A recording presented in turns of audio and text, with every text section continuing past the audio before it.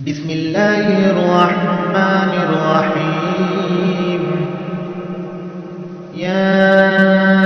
أيها المزمل قم الليل إلا قليلا نصفه أو انقص منه قليلا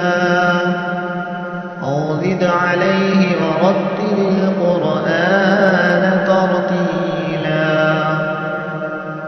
إنا سنلقي عليك قولا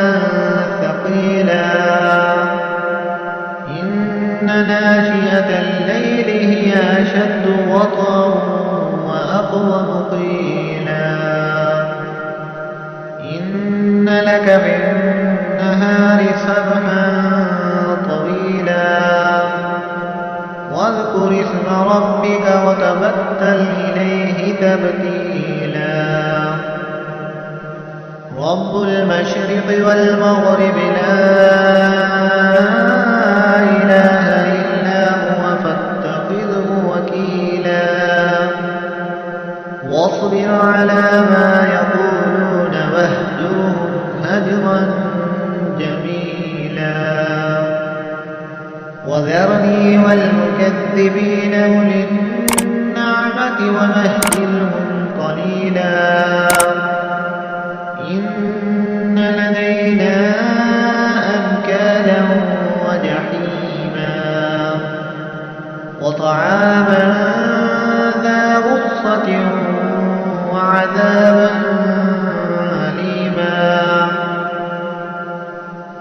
يوم ترجف الأرض والجبال وكانت الجبال كثيبا مهيلا إنا أرسلنا إليكم رسولا شاهدا عليكم كما أرسلنا إلى فرعون رسولا فعصى فرعون الرسول فأخذناه أخذا وبيلا فكيف تتقون إن كفرتم يوما يجعل البلدان شيبا السماء منفطر به كان وعده